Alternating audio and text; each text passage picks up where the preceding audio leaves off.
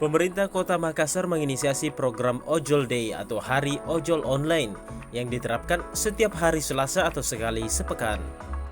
Kebijakan ini berlaku bagi seluruh ASN, Laskar Pelangi, dan pegawai BUMD lingkup pemerintah Kota Makassar dan bersifat wajib menggunakan jasa ojek online saat ke kantor.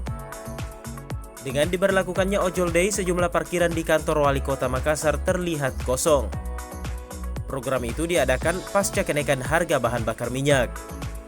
Pemerintah Kota Makassar mengimbau kepada seluruh pegawai ASN untuk menggunakan alat transportasi online atau ojol untuk berangkat ke kantor. Imbauan ini ditetapkan lewat surat edaran Wali Kota Makassar tentang jasa transportasi online. Tujuannya untuk mengendalikan inflasi sekaligus mengurangi penggunaan bahan bakar minyak dan mengurangi kemacetan. Oleh pemerintah Kota Makassar, salah satu indikator penyumbang inflasi di Makassar adalah penggunaan bahan bakar minyak. Tak hanya sekedar naik ojol, tetapi pegawai juga wajib melakukan swafoto atau selfie bersama driver ojol dengan memperlihatkan atribut jaket atau ID card yang dikirimkan ke atasan langsung atau ke Badan Kepegawaian Daerah. Tak hanya staf, kebijakan ini juga berlaku bagi wali kota, Dani Pomanto, dan pejabat eselon. Sebelumnya, seluruh pengelola platform layanan ojek online telah dikumpulkan untuk membahas program Ojol Day tersebut.